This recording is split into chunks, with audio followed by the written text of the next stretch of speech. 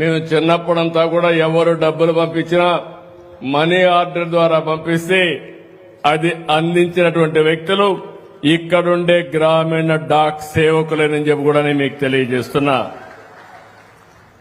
అదే సమయంలో తర్వాత రాను ఆ రోజు నేను చూశాను.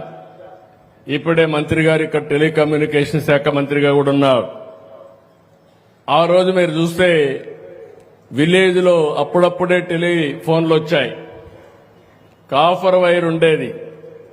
ప్రజలు దాన్ని కట్ చేసి మెల్ట్ చేసుకునేవాళ్లు. అంటే అమ్ముకుంటే దాని మీద ఎక్కువ లాభాలు వస్తాయని. అప్పుడు లైట్నింగ్ కాల్ ఉండేది, ఎమర్జెన్సీ కాల్ ఉండేది.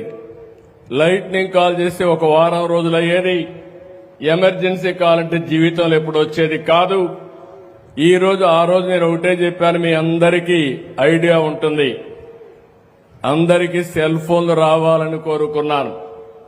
టెలికమ్యూనికేషన్ సెక్టర్ లో రిఫార్మ్స్ రావాలని కోరుకున్నాం.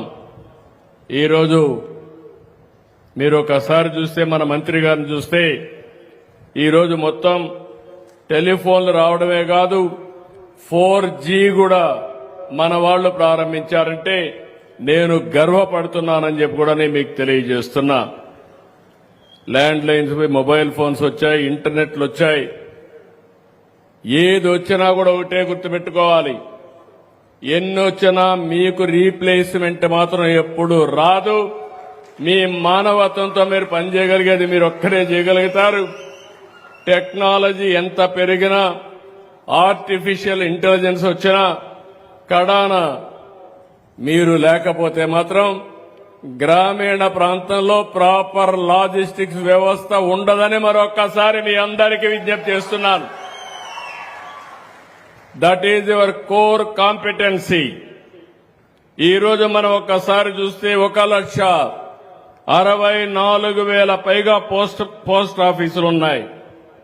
దగ్గర ఈరోజు 3 లక్షల మంది గ్రామీణ డాక్ సేవకులున్నారు. ఇంతమంది ఉండే వ్యవస్థ ఎక్కడా లేదు. మన రాష్ట్రంలో చూస్తే 9,100 పైగా పోస్ట్ ఆఫీసులున్నాయి. 17,000కు పైగా గ్రామీణ డాక్ సేవకులున్నారు. ఇప్పుడే నేను చూశాను. నేను సూపర్ 6 పెడితే ఈరోజు సూపర్ 6 సూపర్ హిట్ అయిందంటే దానికి కారణం మీరు.